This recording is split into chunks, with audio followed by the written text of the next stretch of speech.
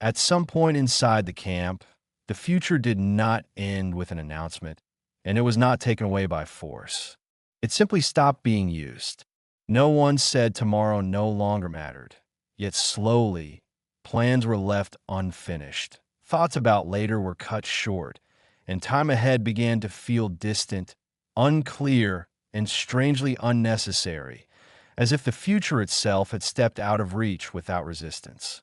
In the early days of captivity, the future had not yet disappeared because it was still treated as something that could be approached through intention.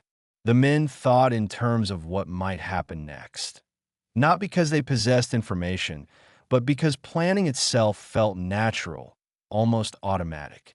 Imagining tomorrow provided structure, allowing the present to feel temporary rather than closed. Even without certainty, the act of projecting forward gave meaning to endurance. Inside the camp, this forward-looking habit expressed itself quietly.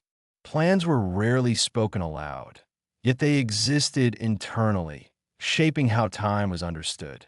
A man might imagine being transferred, reassigned, questioned, or released, not with confidence, but with enough plausibility to keep the future active in his mind. These imagined possibilities did not need to be realistic to be useful. They only needed to exist. As long as tomorrow could be imagined, the present felt incomplete rather than final. Routines supported this mindset at first. Schedules implied sequence, and sequence implied movement. When tasks were completed, they felt like steps within a process, even if the destination remained unclear. Effort was distributed with the assumption that it mattered beyond the moment itself. The men conserved energy not only to survive the day, but to be ready for whatever might follow it.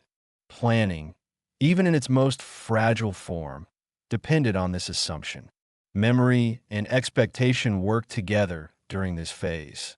The past still felt connected to the present, and the present still felt connected to what came next. Experiences were stored as preparation, lessons that might be useful later. The mind remained organized around progression, because progression had not yet been contradicted by experience. Time still felt directional, and direction allowed intention to survive. Emotion reflected this structure.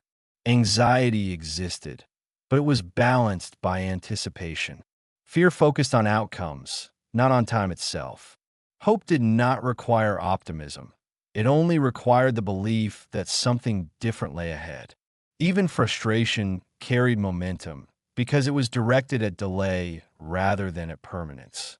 The emotional landscape remained active, shaped by what might happen rather than confined to what already was. Social interaction reinforced this orientation toward the future.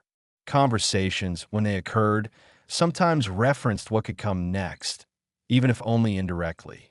A remark about conditions elsewhere, a rumor repeated without confirmation, or memory of previous transitions all serve the same purpose.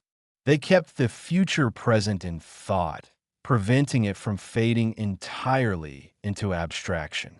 As long as possibilities circulated, planning remained relevant. The body aligned with these expectations as well. Fatigue was managed strategically, rest was valued for its restorative potential, and discomfort was tolerated as temporary.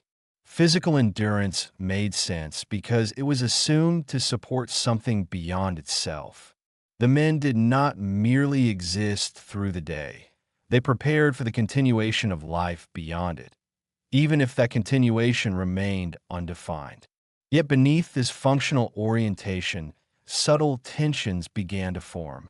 Plans were imagined, but they were never tested. Possibilities accumulated without resolution, and the absence of confirmation introduced small fractures in confidence. Each unfulfilled expectation weakened the assumption that planning influenced outcome. Still, the habit persisted because abandoning it would have required acknowledging a more troubling possibility, that tomorrow might not offer anything new. At this stage, however, that acknowledgement had not yet arrived. The future still felt reachable, even if distant, and planning still felt justified. The men continued to think ahead, organize effort, and preserve intention, unaware that the conditions supporting this mindset were slowly eroding. What sustained them now was not certainty, but momentum, the lingering belief that time moved forward in a way that could eventually be met with preparation. This belief would not collapse suddenly, but it had begun to thin, setting the foundation for a deeper shift, where planning itself would start to feel unnecessary, and the future would gradually slip beyond reach without announcing its departure. If you'd like to hear future stories like this, you can subscribe to the channel. As days continued to pass without resolution, planning began to lose its urgency. The future had not disappeared yet, but it no longer demanded attention in the way it once had. Imagining what might come next started to feel less necessary, not because the men had given up, but because planning no longer changed how the present unfolded.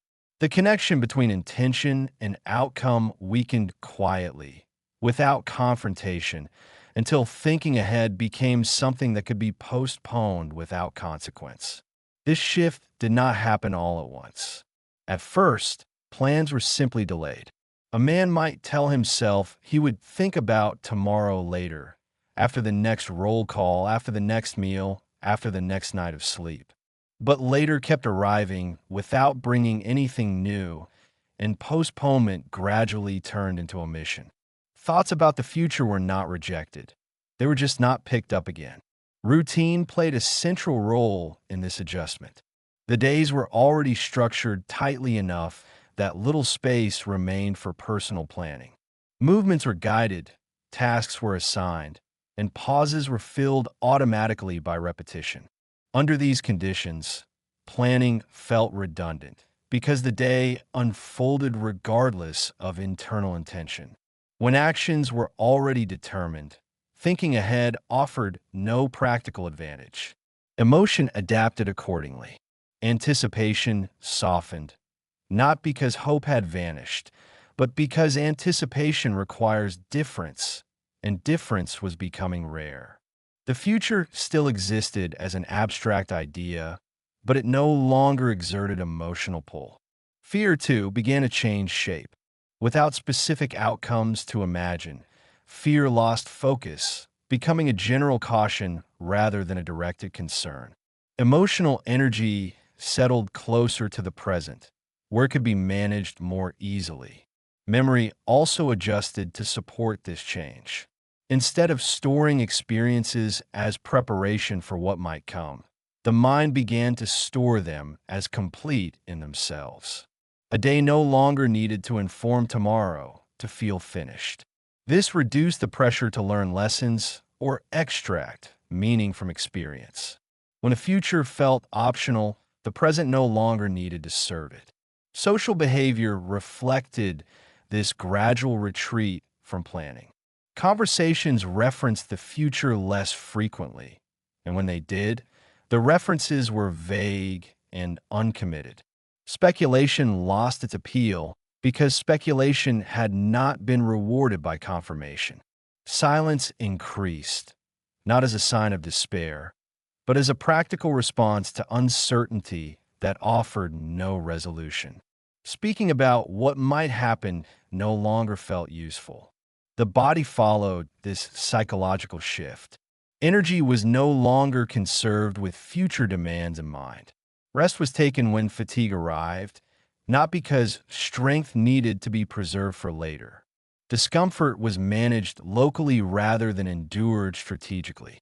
Physical experience narrowed to immediate needs, reinforcing the sense that the present was sufficient on its own. Importantly, this phase did not feel like surrender. The men did not experience a moment of giving up on the future.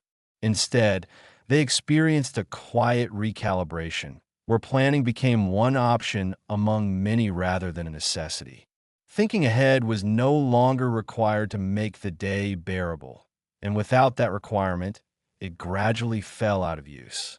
By the end of this stage, the future still existed conceptually, but it no longer organized behavior. Plans were possible, but unnecessary. The men had learned that they could move through the day without consulting what came next, and this realization reduced the future's influence without erasing it entirely. Planning had not been forbidden or disproven.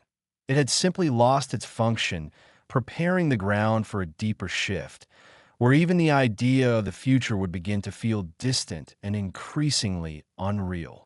As planning continued to fade, the future lost its role as a guide rather than disappearing outright. It still existed as a word and an idea, but it no longer shaped decisions in any meaningful way.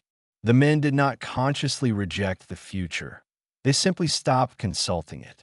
Actions were taken because they were required in the moment, not because they served something ahead. What came next no longer influenced what was done now. This change altered the internal logic of effort. When the future had guided behavior, effort felt invested, placed into time with the expectation that it would return something later. Now effort became transactional and immediate. A task was completed to end the task, not to prepare for what followed it.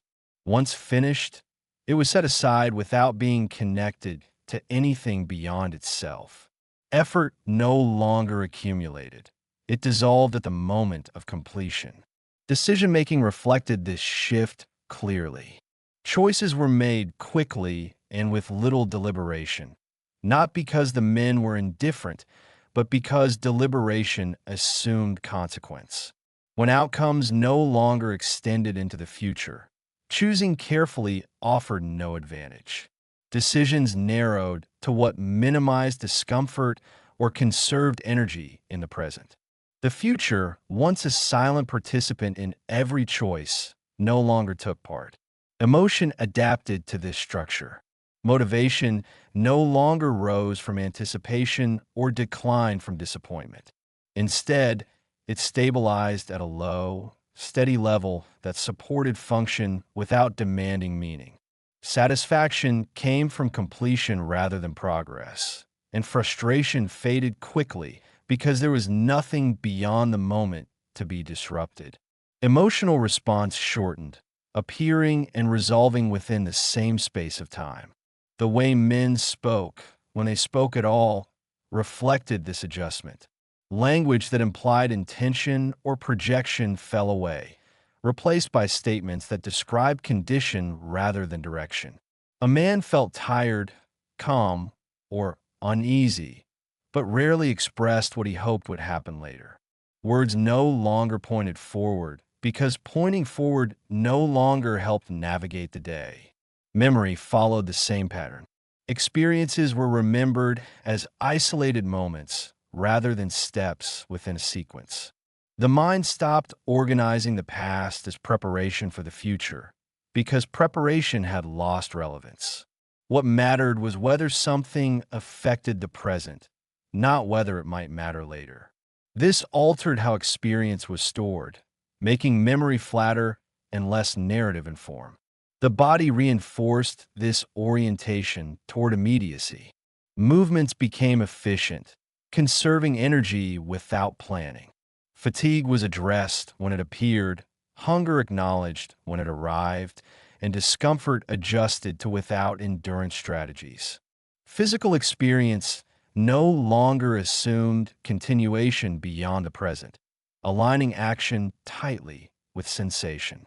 Importantly, this phase did not feel empty. The men did not experience a sudden absence where the future had been. Instead, they experienced a simplification. Without the need to align actions with what came next, life became narrower but easier to manage. The future's disappearance from behavior reduced internal friction, even as it removed direction. By this stage, the future still existed somewhere beyond awareness, but it no longer shaped how days were lived. The men functioned without reference to what lay ahead, responding only to what stood directly in front of them. This did not end endurance, but it changed its nature. Survival no longer meant holding on for something later. It meant maintaining balance now. In this quiet shift, the future stopped guiding behavior. And without guidance, it began to fade further, setting the conditions for a deeper withdrawal where even imagining what lay ahead would start to feel unnecessary.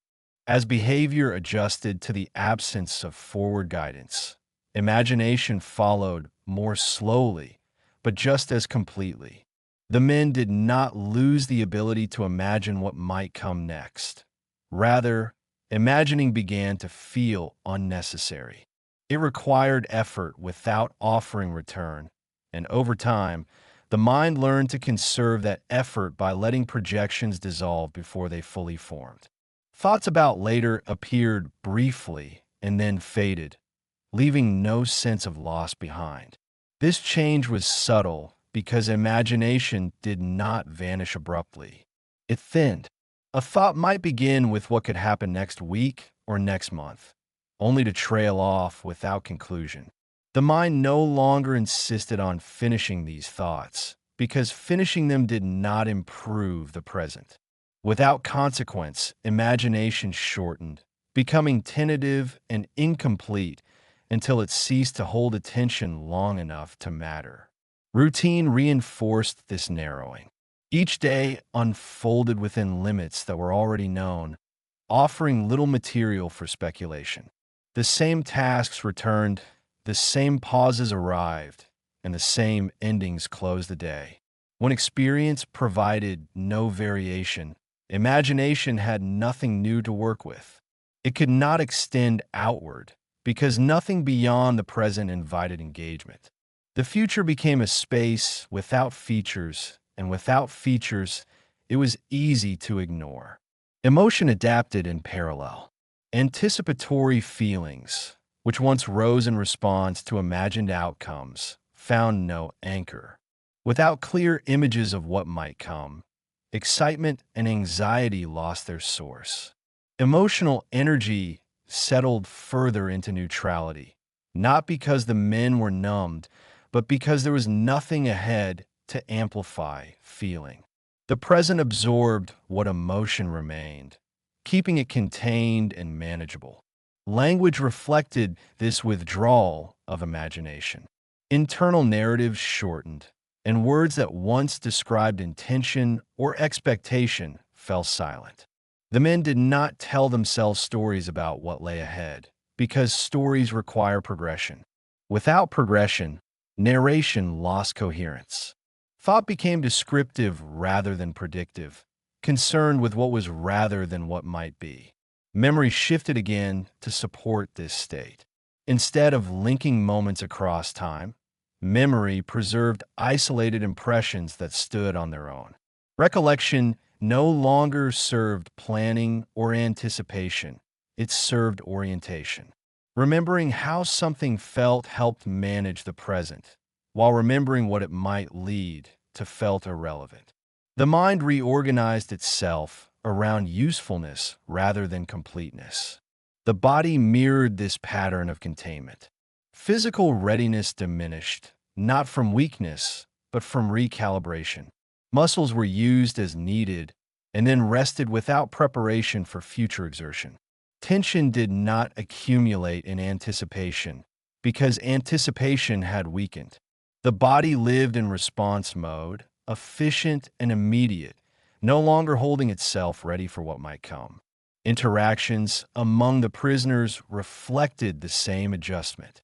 Conversations avoided hypothetical paths and focused instead on shared conditions.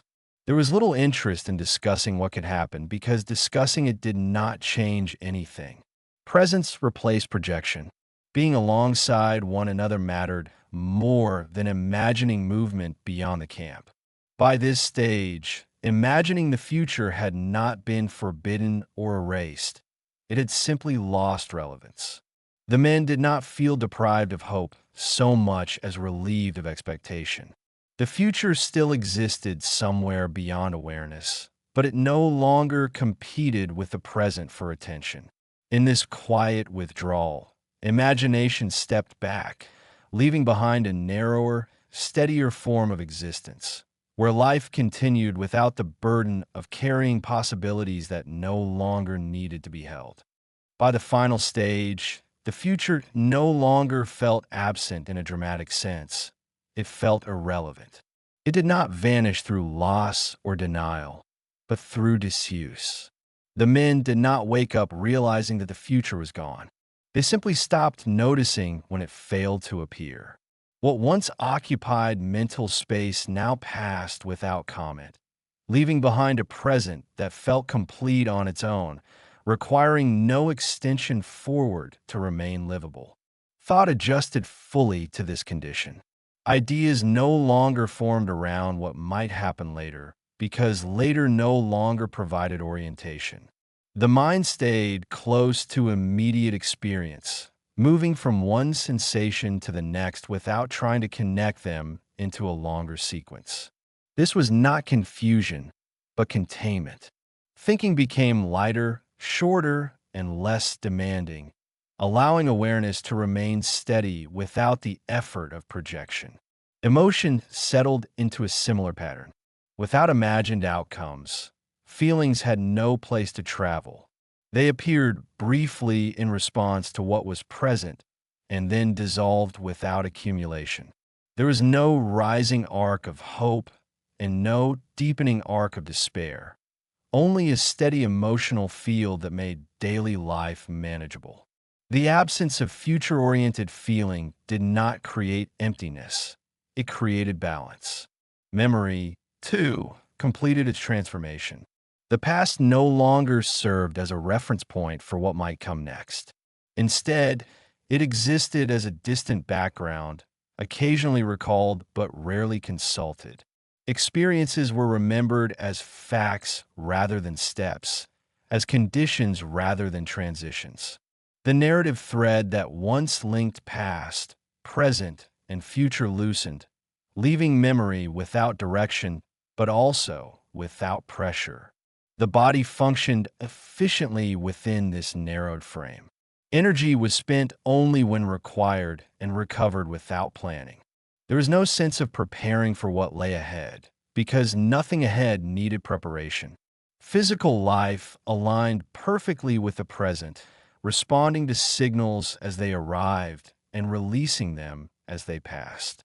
Survival became automatic rather than strategic.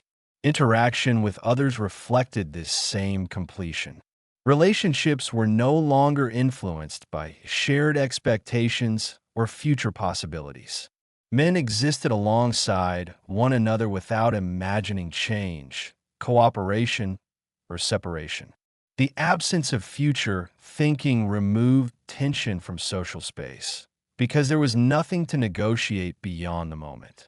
Presence replaced planning as the basis of coexistence. The camp itself remained unchanged, but its meaning shifted entirely. It was no longer a place one was passing through on the way to something else. It had become the environment of existence, complete and self-contained. Without the future to contrast it against, the camp did not feel temporary or permanent. It simply was.